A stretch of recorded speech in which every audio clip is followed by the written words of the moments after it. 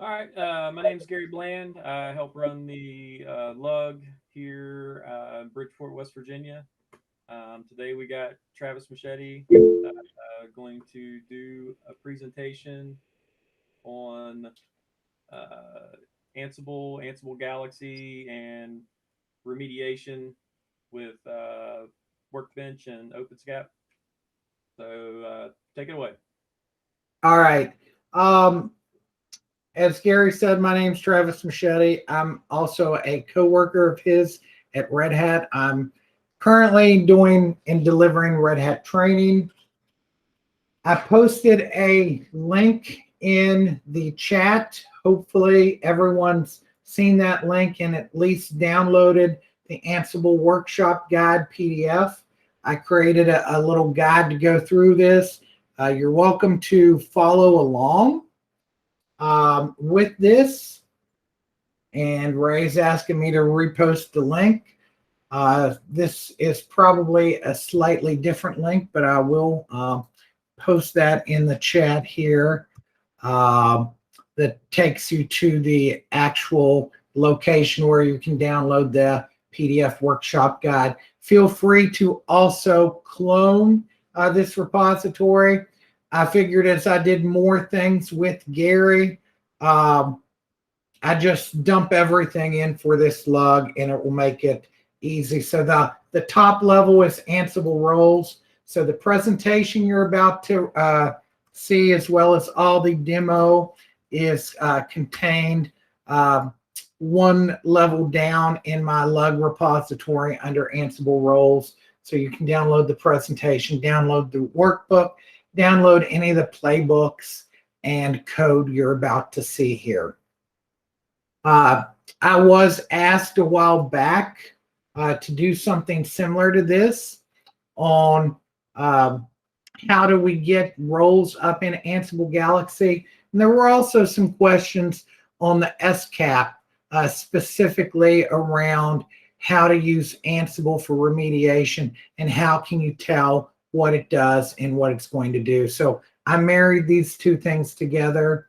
Normally I don't do a presentation, but because I know we've got new people on here that may not be familiar with Ansible, I am delivering a presentation highlighting just the very, very beginning pieces of Ansible as an introduction, as a quick little overview of Ansible concepts. So there will be interactive pieces. I do have Open Broadcast Studio or OBS running, so I will be dropping into an interactive shell and bouncing back and forth with the presentation. How we're going to go through this is we are going to take a little bit of the overview of Ansible. We're going to look at what an Ansible playbook is. And essentially, I've got a pre-done playbook that I call Ansibilize. And Bill, you know, you were one of my inspirations for this. And I think maybe Keith too, because I worked with lots of people saying, you know, chicken and the egg with Ansible. How do you prepare a remote node or a system that's going to be a managed node, a managed host, to get it ready to be managed by Ansible? So I've got a generic playbook that we're going to turn into a role that allows you to do that. So what that will do is set up an Ansible user, configure that sudoers file, create that sudoers file for you, possibly modify your SSH configuration to prevent or allow password login or restrict it to SSH keys, as well as permit or deny root username and password login or root with your SSH key. And then what we're going to do is take that playbook. We're going to divvy it up in pieces, manage that playbook in tasks. So break out the tasks, put that into the task section of a role, take out the handlers, take out some of your variables and move around and organize this into a role that gets published and pushed to GitHub. And based on that role in GitHub, we're going to link to Ansible Galaxy, publish that role to Galaxy, let Ansible Galaxy do the linting and score that role. And then that's where we're going to end the Ansible overview and getting onto Ansible Galaxy. Then we're just going to quickly do an SCAP workbench refresher. I've got an updated demo for RHEL 8. We're going to customize some SCAP content to do our security vulnerability scans. And we're going to let that results file generate an Ansible remediation playbook that will lock down our systems. So, that's basically where we're going. There's no need to do the presenter introduction. I already did that, and Gary did that for me. So the quick things we've got to know about Ansible. What is Ansible? Basically, it's a human-readable automation language. It leverages tasks, and these tasks leverage an Ansible module. And in the case of Linux, most of these Ansible modules are created and written using Python. If you're leveraging Ansible in Windows, most of those modules are implemented with PowerShell. What is an Ansible module?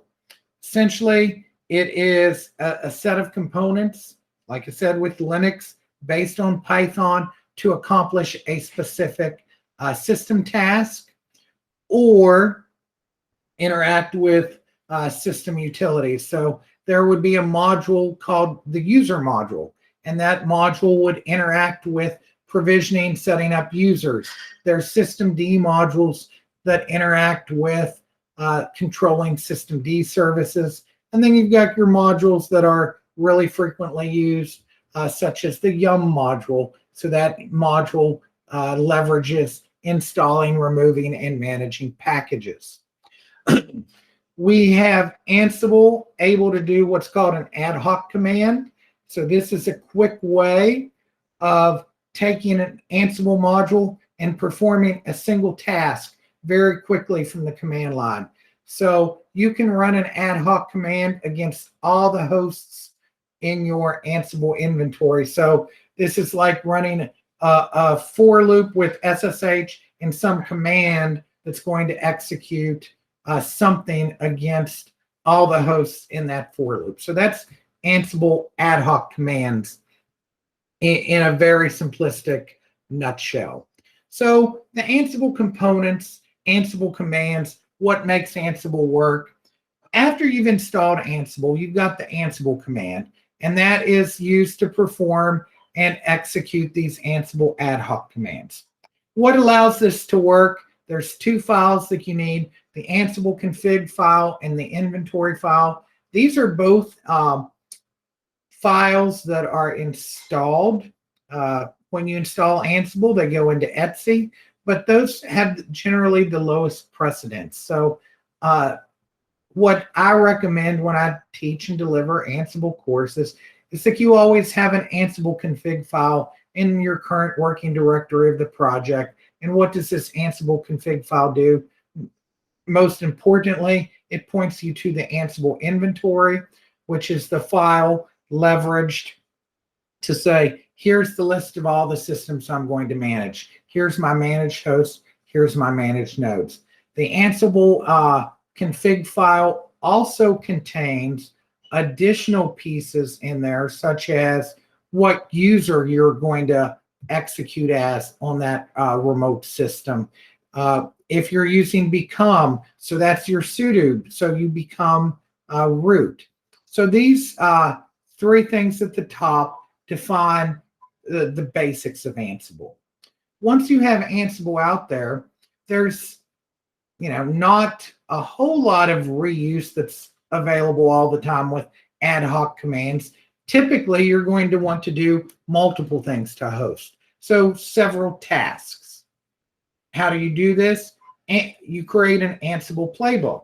And an Ansible playbook has the hosts you want to do it on, configuration parameters, variables, and more importantly, tasks. And that playbook is a collection of tasks, and each task corresponds to a single Ansible module and is meant to execute an instruction of some kind to get your system in a desired end state.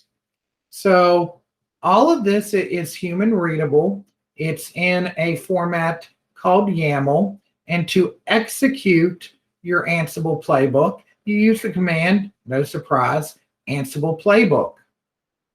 Again, Ansible modules, those go to a task. And like I said, that's typically some type of small program, application, or something else written in Python, or in the case of Windows, PowerShell, that will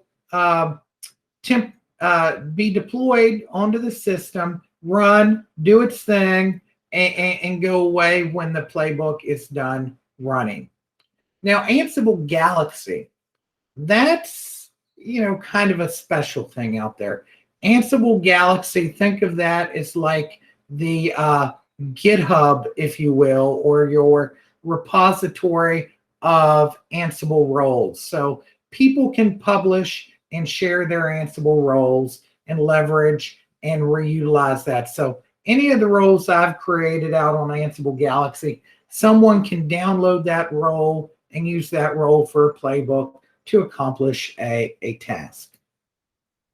So we're going to look at the Ansible config file a little bit more. Again, Ansible config file has precedence. Current working directory is the highest precedence, whereas etc Ansible, Ansible CFG is going to be your lowest precedence. Now, important disclaimer here, Ansible also leverages and utilizes environment variables. So if you have Ansible config environment variable defined, that is always going to take precedence. It doesn't matter if you've got Ansible CFG files located anywhere else in your system. If you've got an environment variable defined, that's going to be what takes the precedence there. Inventory file. So inventory files typically contain our managed hosts and nodes. The other thing with the inventory files, it's not on the slide here, but inventory files can contain inventory variables, and you can actually have an Ansible inventory directory. But the common practice that you'll see is people will create typically an inventory file in the same directory, the same file system level as your playbooks and your Ansible config file, and your Ansible config file points to that inventory that has all the hosts you want to maintain. Here's where we've got the playbook. And here's where we have our playbook structure. So as I said, it's YAML, typical syntax. You have our three, what you call dashes or minus signs at the top. And then if you're following best practices, you want to name a play in the playbook. So this playbook has a single play. And the play name is Ansible Manage Hosts. Next thing in the level in the list, you've got the hosts from inventory or the host group. In this case, I'm just storing it on localhost. Then I've got some variable files. And Ansible does these things called key value pairs. And it does these things in dictionaries and lists. So I could have multiple variables files here that contain different variables. In this instance, I've only just got the variables.yaml file, but it's indicated with the list item 1, item 2, and as you get more things in there with the key value pairs and the listing, you've just got those dashes. And what we're looking at with playbook structure and what we're looking at in an Ansible playbook It's this horizontal white space.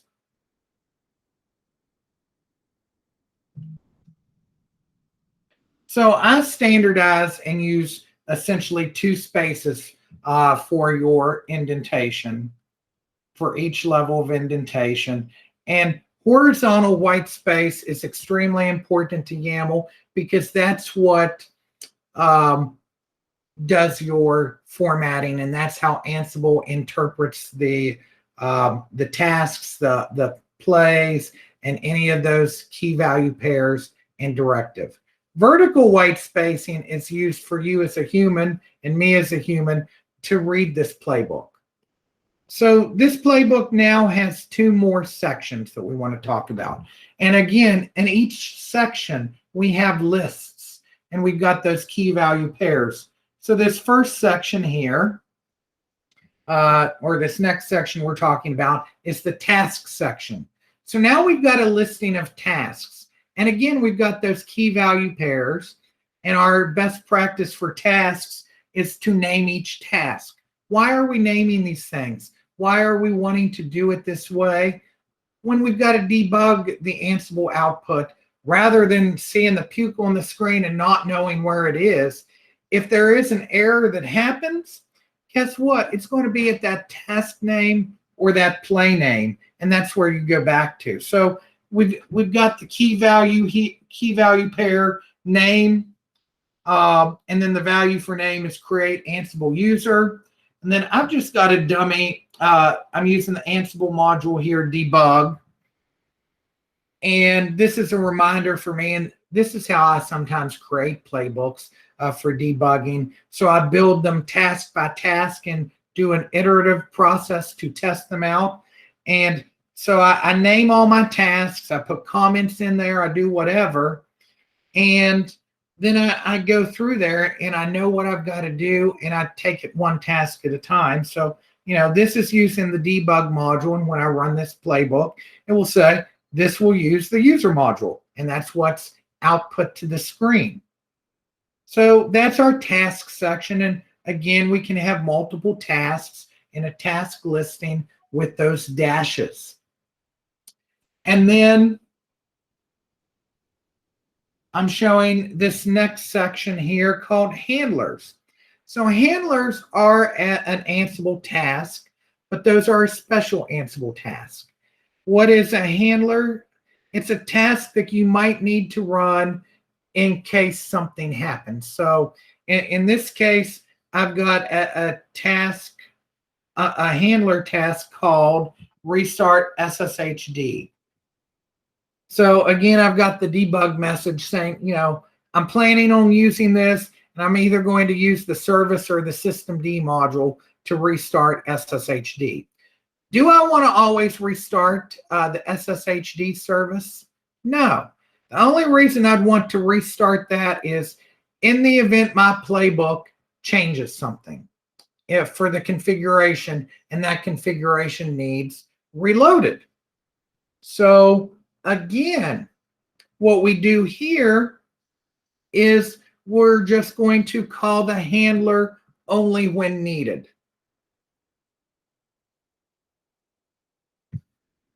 So that's Ansible playbook and playbook structure in a nutshell.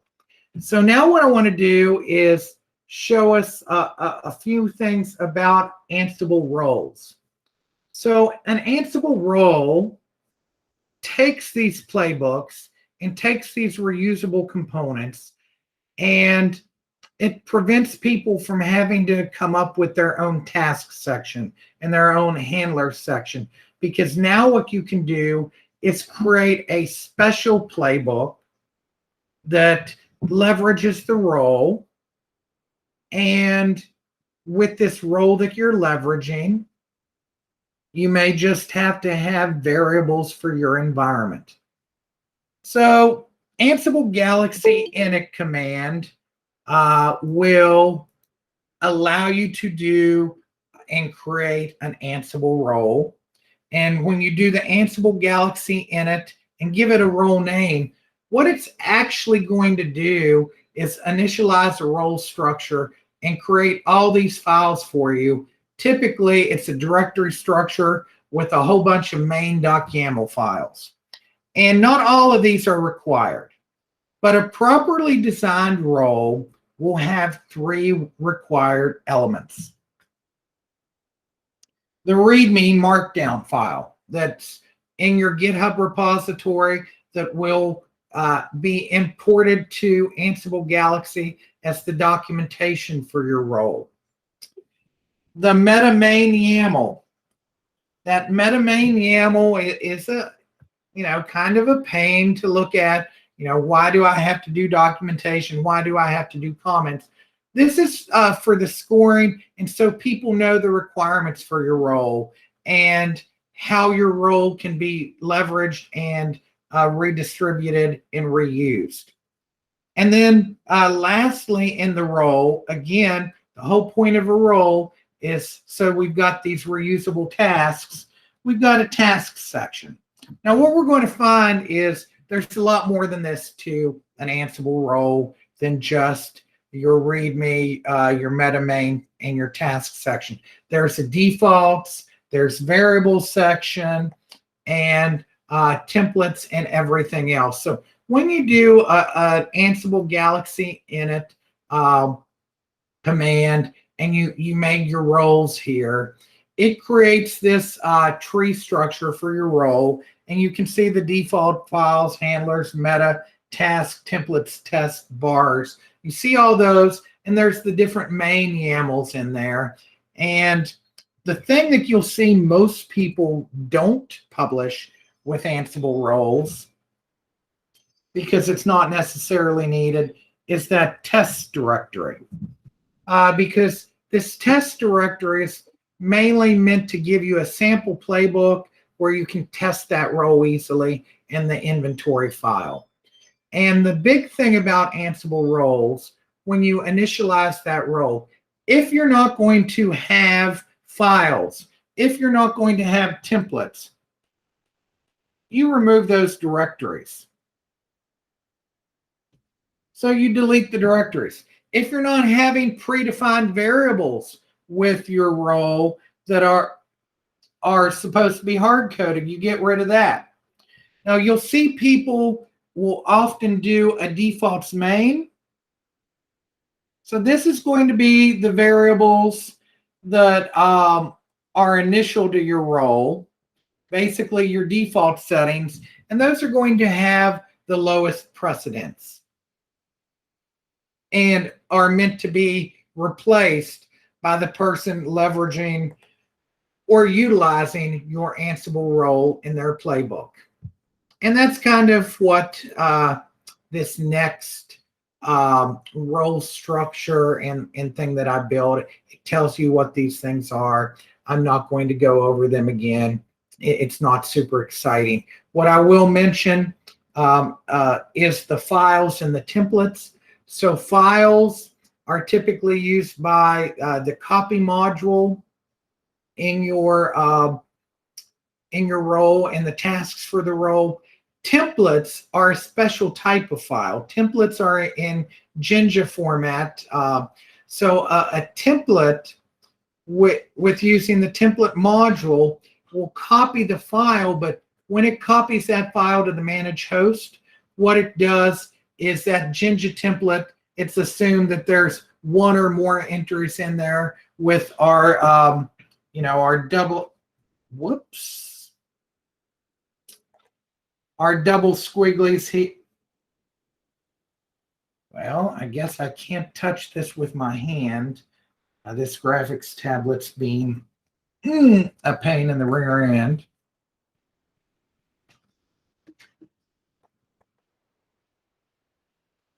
Well, dang it.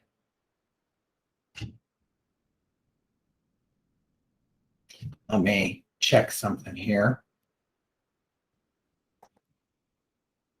All right. Our double squigglies here and the variable. And when the template gets basically in that copy process over, this variable either comes from our host-based variables, or the defined variables, it gets plopped out and it now becomes part of that Jinja file that got copied there. So this is used a lot in maybe web hosting or changing values in things like configuration files. So now what we want to do is the first demo part and look at creating the Ansible role. And what I need to do is find where OBS Studio went and share that piece out.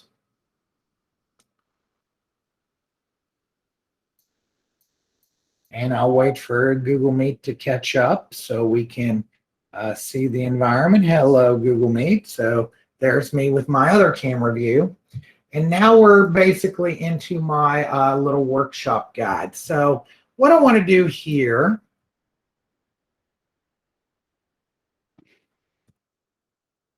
I've already got the thing set up, but I want to do an Ansible Galaxy in it. And Gary, do you have a question? It showed you raised your hand. Keith had a question in the chat. He's asked if there was a hierarchy for variables. There is a hierarchy for variables. Typically, the most specific variable will win. So if you've got a default variable and then group-based variables and then a host-based variable, that host-based variable will have the highest precedence. So the most narrowly scoped variable wins. And if you specify a variable on the command line with the -e as the extra variable, that is going to be the highest precedence, because you as the human, you as the person sitting behind that keyboard have specifically said, I want to override this variable, and the computer being much smarter with the keyboard and interface and you as the user than these smart devices like the Amazon Echoes and Google Assistants will do what you tell it to, exactly what you tell it to do, not say, yes, I've added Oreos to the shopping list, and you didn't even say the wake word. So I'm not going to really get into all the variable hierarchies, because that's in and of itself is about a 1 hour conversation. But what you can assume is the more narrowly scoped the variable, the higher precedence that it has. So hopefully that's good enough, Keith, and satisfies that question. We did have an Ansible demo and meetup, which is why I'm not going into how Ansible works per se. I wanted to cover enough to give background for what we're going to do for the Ansible roles. So I'm doing an Ansible Galaxy init, and I'm going to create a demo role here. And in this demo role, let's just create it, call it Ansibleize. Ansibleize. Now, that's probably not a word, but it is now. We're the English language. So now, if we look here, there's Ansibleize directory. If we do a tree on Ansibleize, boom, Ansibleize is there. So I want to prepare this for my version control. How do I prepare it for version control? Well, first thing I want to do is go into that directory. So I'm in Ansibleize. Let's clear that. So if I tree here in Ansibleize, here I am, LSALF, here I am. You can see that it created that default directory structure for us. So now what I want to do is basically create a local Git repository here in this current location. How do I do that? I can do a git init, and that will initialize this current directory to say I'm in version control, I'm being managed by Git. So it initialized an empty GitHub repository. I can do git status, and there's all these untracked files. So the next thing I want to do is a git add period. So it's going to add all these files, all these subdirectories. And now if I do a git status, here's all the files that are being added, the main.yaml and all these pieces. And now I can do a git commit. If I can spell commit right, I should be committed after the day I've had. But git commit added role structure. So it creates those files in Git, commits them. I do a Git status, everything on my master branch here locally is good. The working tree is clean. All right. Do I have this at GitHub yet? No, I don't. What I need to do now is get a location on GitHub to stick this content on. So I go to GitHub here, and one of the things I can do is create a new repository. I'm already signed in here. I went ahead and pre-signed in because I've got two-factor and all kinds of other stuff set up, so didn't want to have to go through that. So you create the new repository, you give the repository name, and again, this repository name is also what it's going to be known as in Ansible Galaxy. So I call this role, or call this Ansible, Ansibleize. And when I'm creating this repository, I can give it a description. I'll call it CKB LUG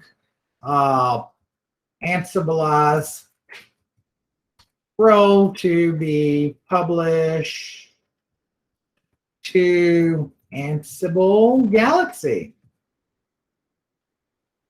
Let it be a public repository. I want to share as much as possible. So 90% of my 40 repositories are public. I'm not going to initialize this repository.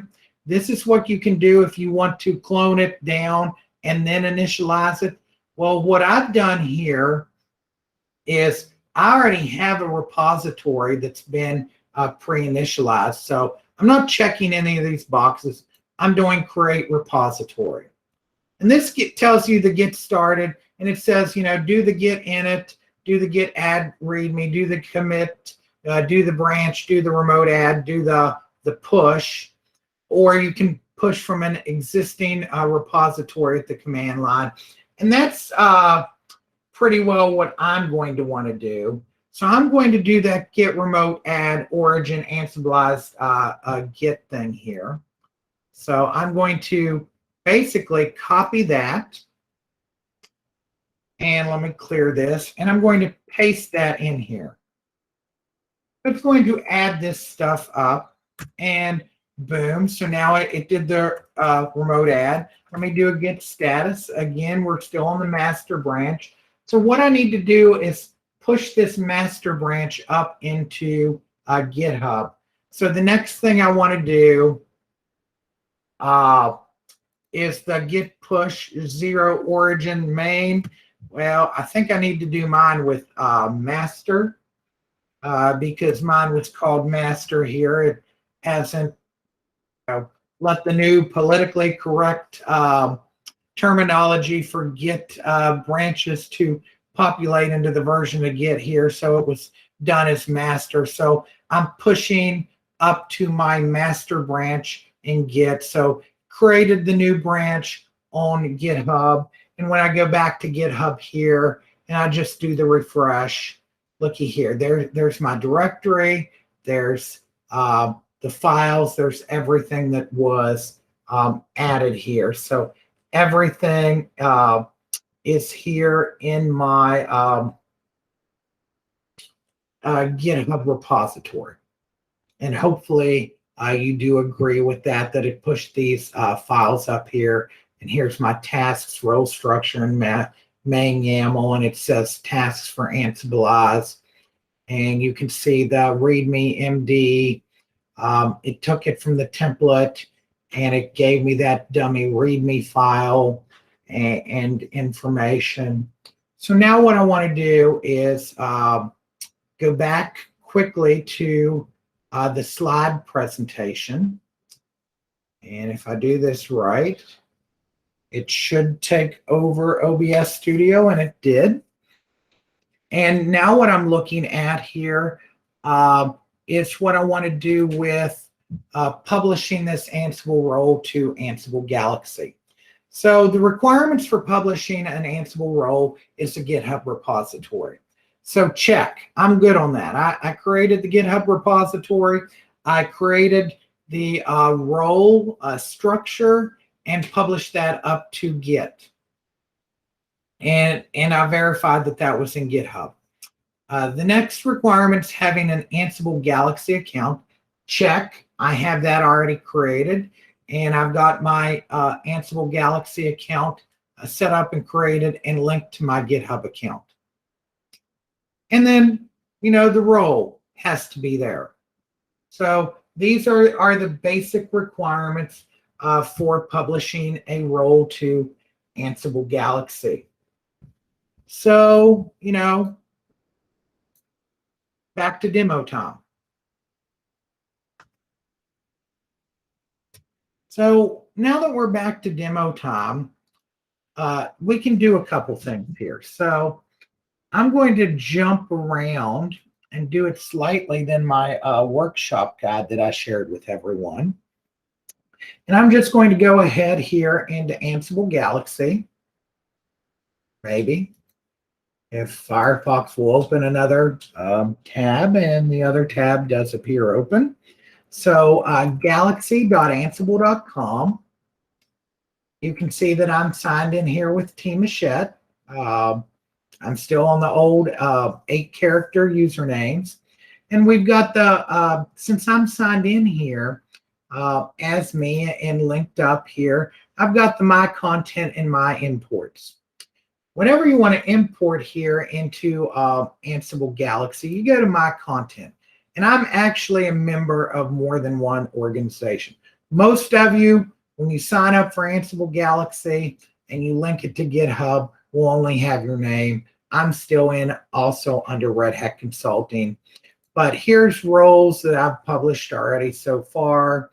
The Managed Firewall, Managed Services, and Deploy Packages are roles that I use as an example when I teach the RH294 course on how Ansible works, how Ansible roles work, because those are short, simple, stupid roles.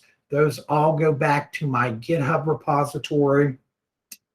And in my GitHub repository, you can see the GitHub repo for those. It links back to those nicely. And you can see where I've got the custom README there and the requirements, the role variables, dependencies, and the sample playbook.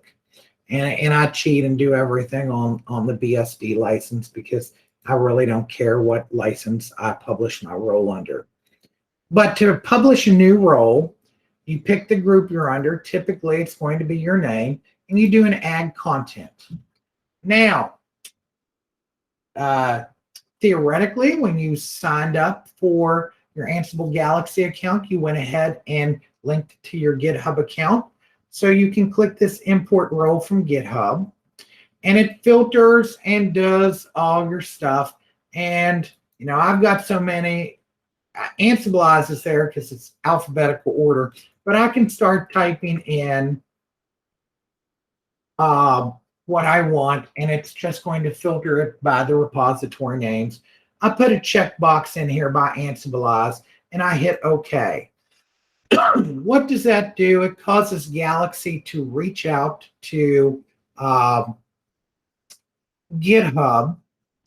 It will pull your stuff in, analyze your role, and lint it. And right now, I just did the Ansible Galaxy in it. I don't have a real role, and I'm already getting a score of 3.8 out of 5. And if I look here, I can see how the quality was last scored, and I can see the details of the role. And it said, you know, I need some stuff in the meta file. The metadata is bad, and I also don't have anything for the container platforms. So now's where I want to take us into GitHub, and I'm going to show you the playbook that we're going to basically tear apart as part of this course. And I've already got this torn apart and downloaded. I believe in the Rachel Ray cooking show method, to where you've got your demos pre-created and it's in the oven ready to go. So I've got everything in the LUG and Ansible roles and playbooks. And the playbook I am breaking up is this Ansibleized playbook. And you can see that it's got the host. I've got it well commented. I've got variables up here. I've got variables here and what those variables do. And then I've got my task sections. And each task is clearly named. Each task has the name. It's got comments, and several tasks. You'll notice I have conditions on. And why do I have conditions? Because I'm actually not using a good module here. And could I have done a different thing with the Ansible create user password and things? Yes, I could. The user module allows you to create the password, but I did this for illustration and demo purposes, because sometimes these the templating and sometimes generating things like password hashes within Ansible are not very clear.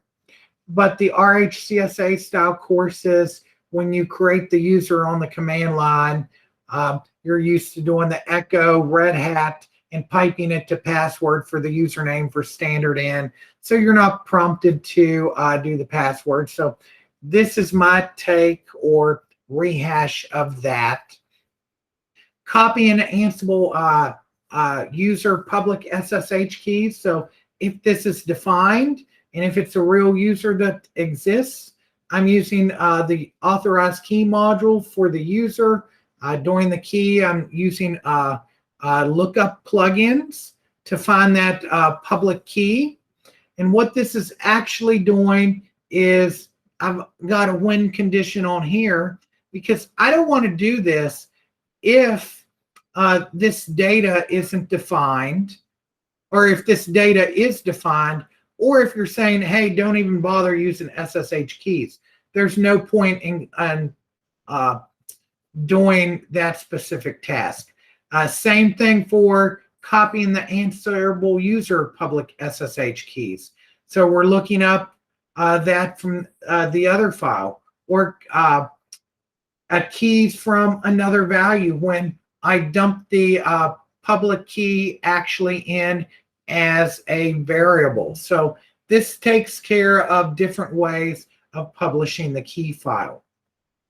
So modifying the sudoers file to allow sudoers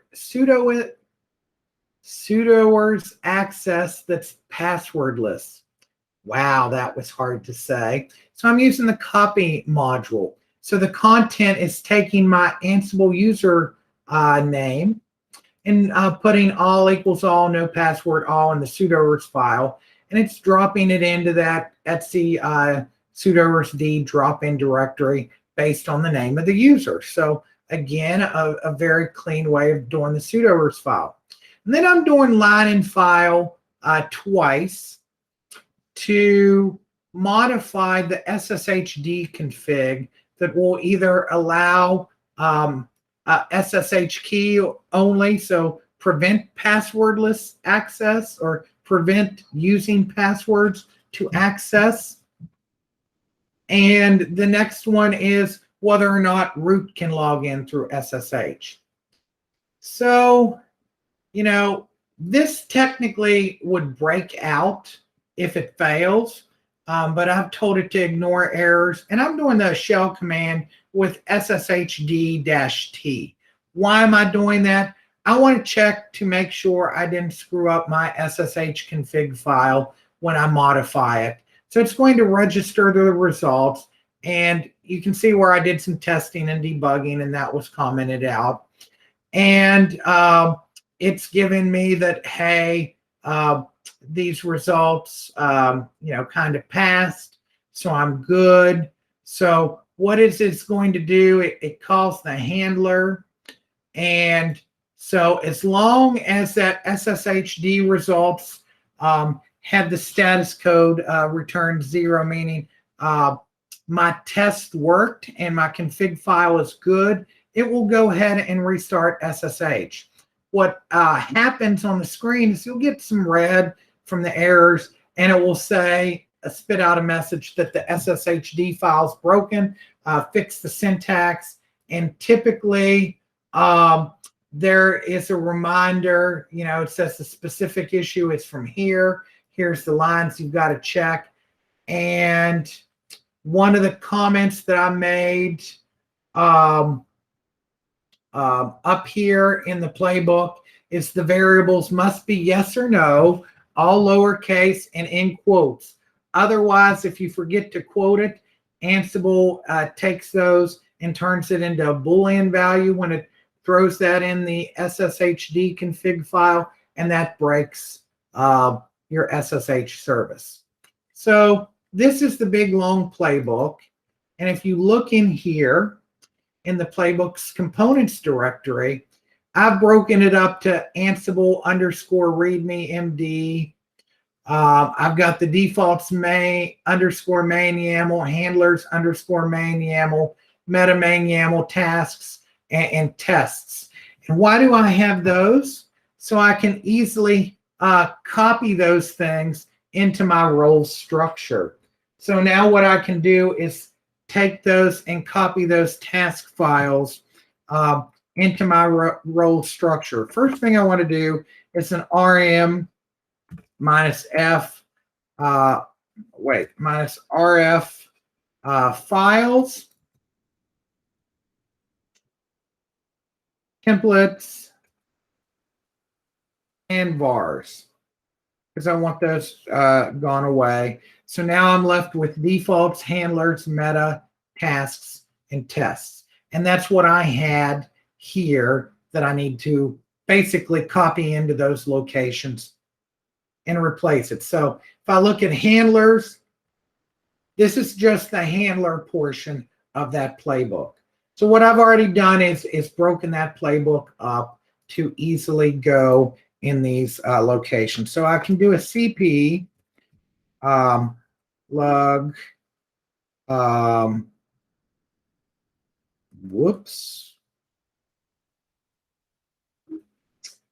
GitHub LUG Ansible roles. Should have gone with a smaller directory. So I want to do the defaults main YAML, and I want to copy it into defaults main YAML. The next thing I want to take out of there is the handlers main YAML, and I want to take that to handlers main YAML. The next thing I want to do out of there, so this is the pre-cooked magic I'm talking about. I'm not showing us how to break the playbook up because I'm assuming that it's an understood thing, and that's something you can look at, how I broke the playbook up into these different files and these different components. So I also need the tasks main YAML, and that will go to tasks main YAML. And then the last thing I need to do is the Ansible README MD.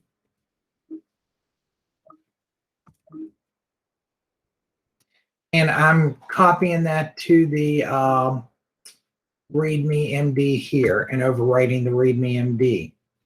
So now I've created all the actual files, the real files that will make up my role.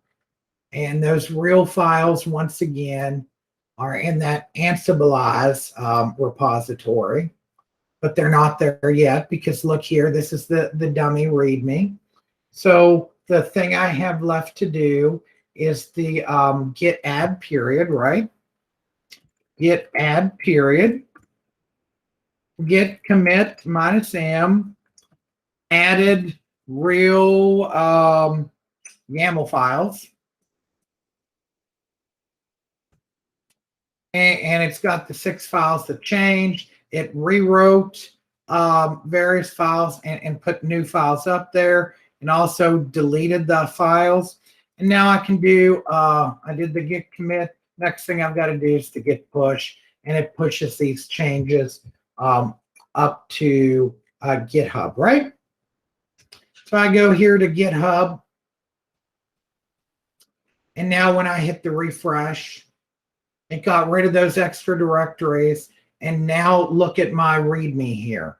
Ansible systems. It's got the requirements that I had there for the Ansible username, password, SSH data file, dependencies. It's got a sample playbook, and it's got how to use it. So now I've got the new stuff in GitHub. Now I need to make Ansible Galaxy aware of the new stuff. So I go over here to Ansible Galaxy. I go back here to my content. I'll look at my roles here, and here's my Ansible role, and I want to re-import the role. So I just click on import again. That's going to reprocess that role, get that new role, and you're going to see the score change here momentarily.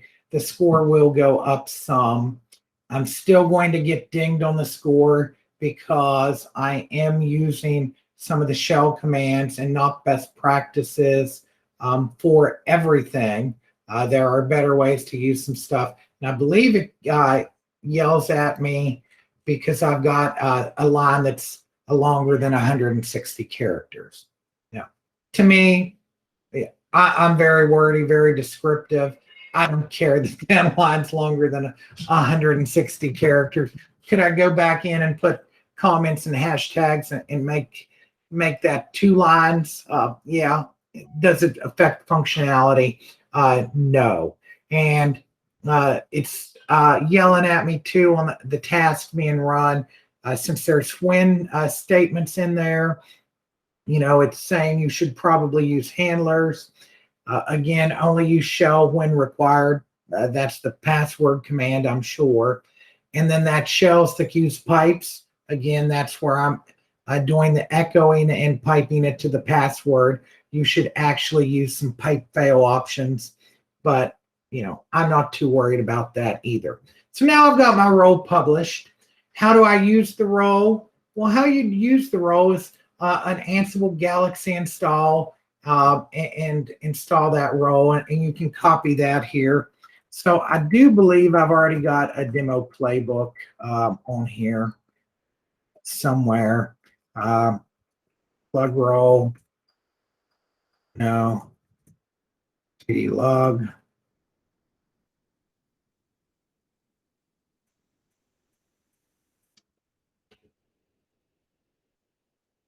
No, I don't know where I stuck it.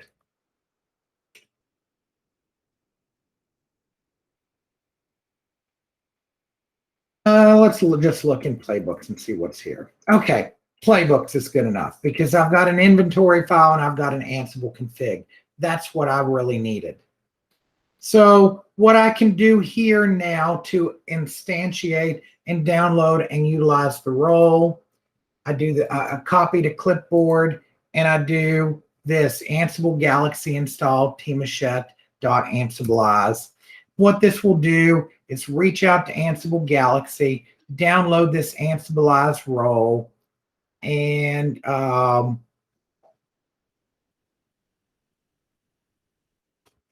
never had that happen before.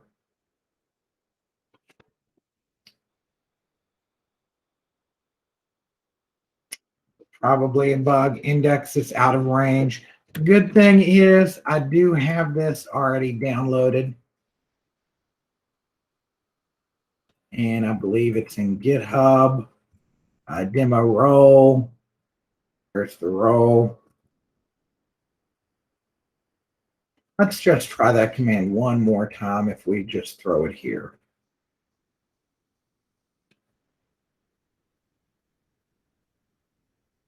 All right, so it's here in the current working directory, and you can see that I've got roles here. So let me just copy from playbooks my Ansible config to here.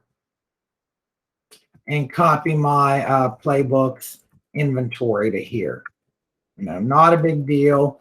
I would have liked to have had this in a different directory, but what it created was that roles. And if I do a tree of roles, there's the roles that came down from Ansible Galaxy.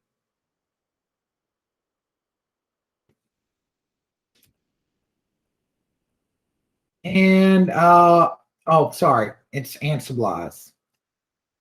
Maybe Ansible. Yeah, that's the initial piece. The roles got placed in the roles directory. So if I look at roles, you've got the name of the role called my role. So I guess somewhere in there I left it called my role. So we just gotta take this demo playbook that it's got here. Oops, it's here in the README. I'll copy that and I'll vim role demo.yaml, insert, copy and paste that. And the role that I actually need is, well, what's the name of that? My underscore role. Oh, I know what I wanted to do. Let me do this. mkdir demo lug, move Ansible CFG to demo lug. I think this will make it a little bit more clear. Move inventory to demo lug.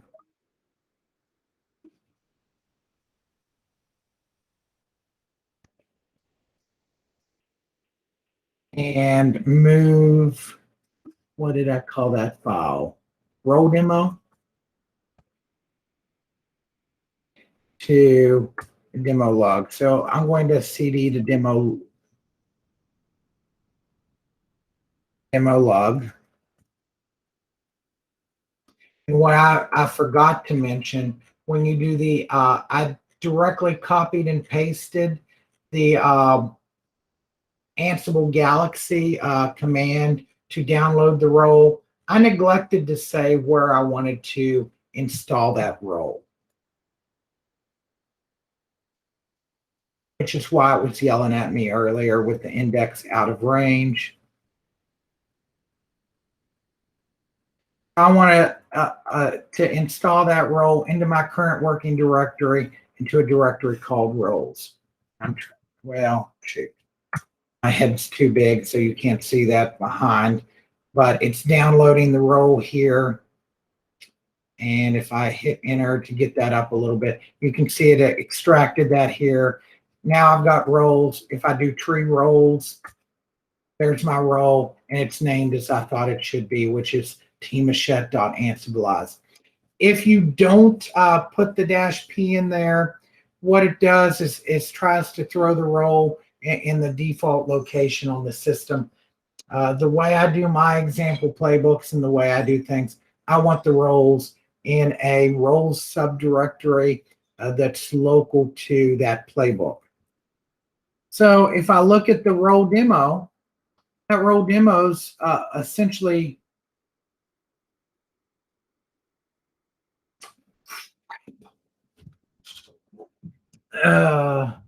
this is I didn't update the README correctly because that example playbook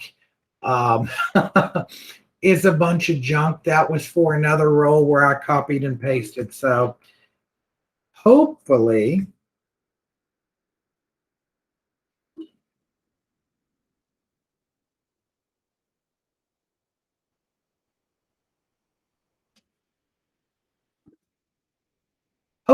this test.yaml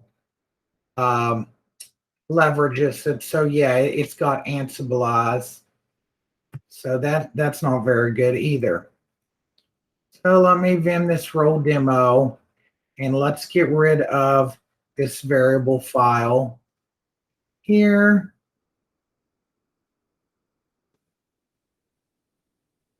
So the roles piece is correct. What I need to do is put in some variables. And the variables that were required was the Ansible username,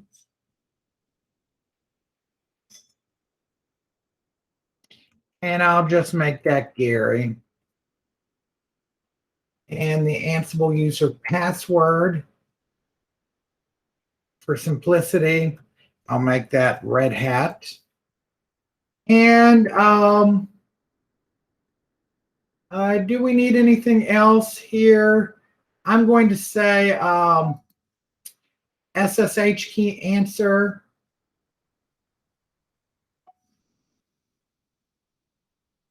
I'm going to say no. I'm going to do SSH root allowed. I am going to say yes. And SSH passwords allowed. I'm also going to say yes. And before I do anything here, I'm also going to remember to put this in quotes, because in my documentation, I at least have the reminder correct. It says, make sure you put it in quotes. So this is going to do my Ansibilization and Ansibilize my pieces. And what we have here, let's quit that. And I can do an Ansible playbook role demo. And no host matched. What's in my inventory file here? Server A, labexample.com. Let's get rid of that and just take it to server A.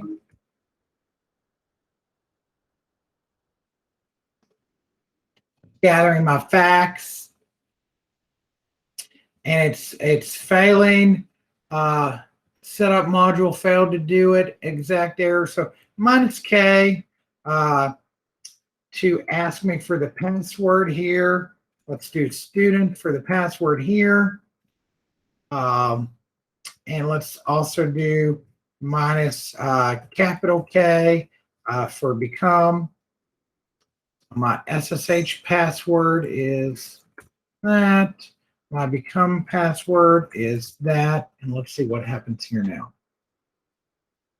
I haven't tested it on this system, but now we are working. So I created a user called Gary, created a password out there called Red Hat. It's creating the sudoers entry. It did not have to change the line and file, therefore it didn't have to test the SSH config file, and it didn't have to basically call the handler and restart SSH. So now I can SSH to as Gary, server A, and Gary's on server A. And if I sudo -I, Gary's got sudo passwordless sudo access. Hard one to say. So that's the quick way of creating, leveraging, and utilizing a role. I went well beyond the demo time. Gary, do you want me to keep going and do the SCAP workbench piece, or would you like that saved for another piece? We can save that for another time. I know you've had a long day, a long couple days. I appreciate you still doing what you did this evening. Yeah, not a problem. The SCAP workbench piece is in that Ansible workshop guide, and I'll go ahead and show you what the PDF guide looks like from the LUG. Feel free to download this. Feel free to use it in your environments. It's under the LUG. You can, clone this, fork it, whatever you want to do. Ansible roles does have the presentation in PowerPoint and PDF format, and it's got the playbooks, and most importantly, it's got the workbook with the ASCII doc materials behind it, to where it's got the HTML versions and rendering where you can look at it directly on GitHub, or it's got the PDF, which is essentially a 50-page, 7-ish meg file PDF guide. So we got through the Ansible roles piece. I'm sorry if you wanted to see the SCAP policy and compliance. You can read through that. You should be able to do that lab on your own in a RHEL 8 system. But I can present that at a future meetup, Gary. That sounds good.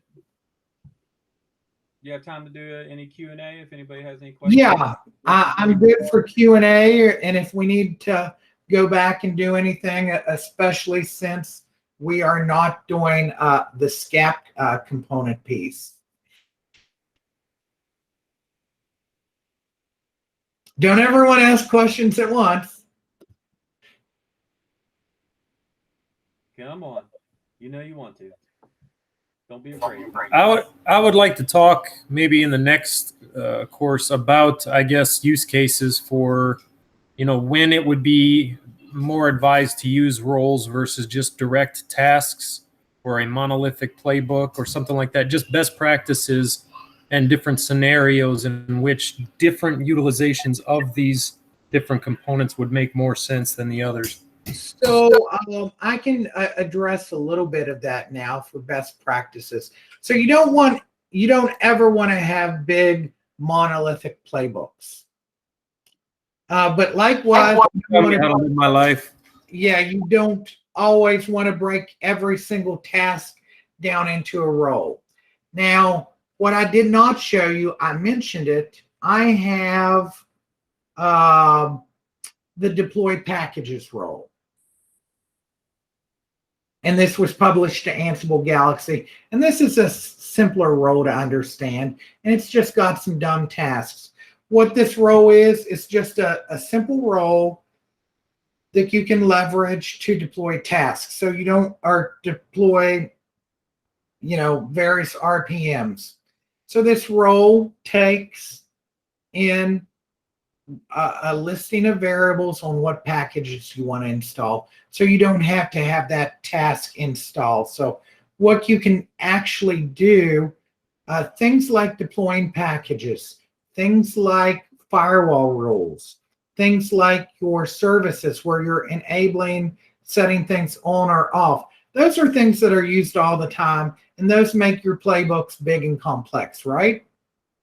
But everyone installs packages pretty much the same. It's a yum install. You give it the list of packages. Most of the time, you're utilizing the latest package. So this role takes package name and package state, and I've already defaulted it to latest. So here's the example playbook. And whether or not you think this is easier than just having the tasks with the listing of packages and have a task section, that's going to be debatable. But when you look at a common thing with Ansible playbooks, where you're installing packages, then you're running the systemd modules to enable and start those services, and then next you've got all these firewall D tasks that open the firewall ports. Now you're getting into a really long playbook. But if you're using my 3 roles, deploy packages, manage services, manage firewall, you've got the variables that can come from the variables files or defined right there in the playbook, and you've got 3 roles. So you can tell what it's going to do in order, and the deploy packages role will deploy these packages. And we can look at what that task actually is. And this is a nothing task, really. It's a single task using the yum module, name, state, and when package is defined. And if no package is defined in the playbook, it's not even going to do any of these tasks. In this case, there's only a single task, so it doesn't matter. But when you leverage and have this playbook that uses the deploy packages role, and it also uses the services role. What did I call that? I suffer from CRS, so I've got to go back here. So managed services is the name of the other role, and then managed firewall. So you have a little easy playbook that you're passing those variables to, and it's reusable because, you know, Bill, I'm sure you do lots of playbooks, and you always have to install files. So you're always creating these tasks to use that YUM module. And why keep reinventing the playbook? Now, I do the same thing, but I have playbook snippets where I just copy and paste into my new big monolithic playbooks because I'm too lazy to break things down into roles. Does that answer your question a little bit?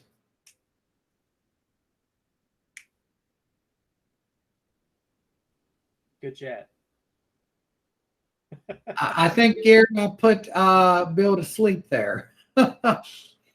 Yeah, so really, and Keith is right. You know, best practices, if it's repeatable and something you use over and over, it's best to take the time and make that as a role. That's the whole reason roles exist. And by having that role out there, you're using it, other people are using it, and you're not reinventing the wheel. That's the whole purpose of open source. We're supposed to share this code out there with others and make their lives easier based on what we've learned. Okay, Travis, this is Trevor. Hello, Trevor. Welcome to edition 2 of the training for you today. Yes, sir. Yes, sir. Thank you. And I'd bombard you with questions, but I know firsthand that you've had a long day. So I'll be kind and ask only one, and it should be a lightweight one. Okay. Now you create the role that you created was named Ansible. Is that correct?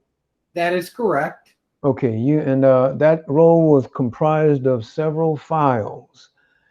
How many actual playbooks were contained in that role? There was a single giant playbook, Okay, that was in that role. And really, in most cases, when you do the roles, you'll always have a tasks main.yaml. gotcha. And what is that tasks main.yaml goes back to your initial ginormous monolithic playbook. Mm-hmm. And everything that's in your tasks section will go in that tasks main.yaml file. Now, my playbook, my large playbook, also had a handler section. Yeah.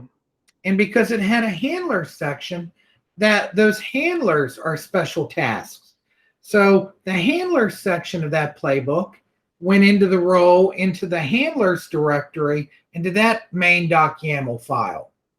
So when we broke that up, and let me just go back here to show it a little bit more clearly.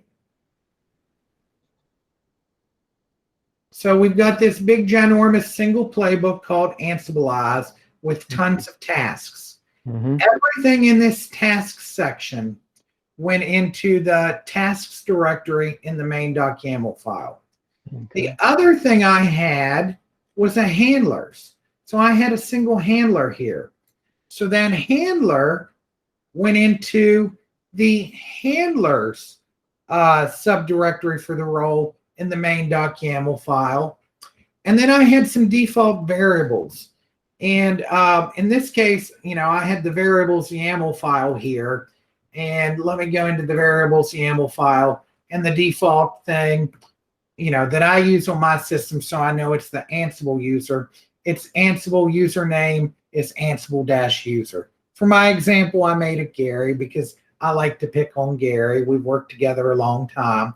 So that was what actually went in the defaults directory in the main.yaml. And had I not specified an Ansible username, either via a -E on the command line or in the vars section of that sample or test playbook, it would have defaulted back to Ansible-user because, again, I said that was a required variable in the README. And if I didn't quite do a good job on the README, like I said, I was copying and pasting, stepping all over myself. So the README file had at least the required variables section piece, but that sample playbook was way off because I copied and pasted the sample playbook from my deploy or the managed packages role. But what you'll notice is, depending on what's in that giant playbook that you're breaking up into these modular components, you may have one or more files that are all over in the role. You'll notice when I did my demo, the things that are missing is the directory called files, because I wasn't using the copy command to copy or the copy module to copy and distribute files. And you'll notice the template directory doesn't exist because I wasn't using the template module to take those Jinja 2 templates and deploy to the system. So I deleted those two. You'll also notice I didn't have any other special system type variables defined. So I deleted the variables directory. So all I was left with for my actual role was, and I don't even remember at this point now, I've default handlers, meta tasks, and tests. So, and I did have a test playbook, but apparently I wasn't smart enough to finish it and actually give a real sample playbook. I just started it and never finished it. So this was a half-baked demo, but I've been very busy the last few weeks, and I was really concentrating on getting the actual workbook ready for this. But does that answer your question, Trevor? Oh, absolutely. And a half-baked demo is very good for me. Right now, I'm still growing teeth, so this was great. Another, just very quick, because it should be very short. Is a main.yaml a requirement, or is that a best practice? Now, those main.yamls are actually requirements. That's how our role structure is built. Okay. So when you do that Galaxy init command, it will create all those that subdirectory structure for you for the role and create those main.yaml files already for you. And typically how you build the roles, go in and edit that main.yaml file and type in your tasks and type in the handlers for the role, or type in the variables in your main.yaml variables files, go in and edit the meta main.yaml and type that stuff in, and I'll just kind of show you what's in that meta main.yaml because it's not even playbook stuff. It's the basically the key value pairs with the author info and the stuff Ansible Galaxy needs. So it will pick up the issue tracker, picks up the license, picks up the Ansible version needed, and tags it so it's searchable. But all this is done for you with that Ansible Galaxy init command, where it initializes the role structure. The thing I did for time was that Rachel Ray all the way, free done cooking demo where everything's, all the ingredients are measured out and I just pour it in. I took my big playbook, I cut it up in the different files, and I just copied and overwrote these things so I didn't have to type in all this stuff and write it as I went along for the demo. Gotcha. Thank you. I'm going to stop now and practice what my father taught me very well, and that's not to wear out my welcome. So thank you as always, Travis. That was very good. Thank you. You're welcome. I think, Bill, you might have had a question. No, I was just going to follow that up by asking, just, I mean, and maybe we can talk more about this next time, because this is something I'm really interested in, is kind of like the best practices on structuring this stuff, just for simplicity's sake, and the mindset behind, how to use this stuff for reusability, like whether or not how you would use the main playbook to call the role and a specific task in that, and how you would best break those down and such, just in different use case scenarios behind. I know you just covered it a little bit, but that is something I would love to delve into. Would love to hear you talk about that in great detail. All right. I'm assuming Gary's taking notes for future LUG meetings, and that's definitely something that can be arranged. I wasn't expecting to go in quite as much Ansible detail, because we have had Ansible sessions in the past, but I will tell you, based on the audience tonight, I think Keith and Gary and Ray may have been the only ones in attendance at the prior meetups where we covered Ansible and OpenSCAP and how to do any of that stuff. Yeah, it's been a while since we did them, and our attendees have changed, except for those that you just mentioned over the years, because we've been doing this LUG for 4 years now. So, but yeah, I'm very capable of doing a deeper dive in Ansible, maybe some playbook best practices authoring, and maybe back it up a few steps with the infrastructure as code, and not assuming that people know how to use Git and GitHub. So, that's something that can be done, Bill.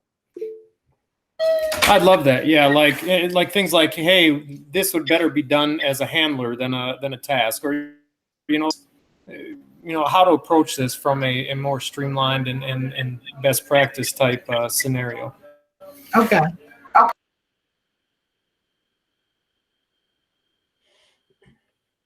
Any other questions?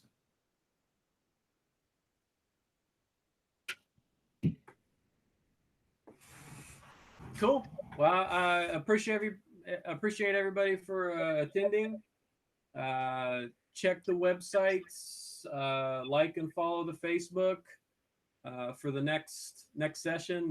We do it once a month on a Tuesday. We're always looking for presenters. We just try to keep it open source, like what Keith said in the chat. Share it with anybody, customers, friends, family. And Travis, I appreciate your time, buddy. And we'll get lined out for another one, whether you want to do the next one or wait and do the one after that. Up to you. Yeah, we'll see what my training schedule's like. This 12-hour day that I've had so far, it's gone a little bit long. All right. All right. Thanks a lot. Thanks, everybody. Thank you, Travis. Have a good All one. right. Bye.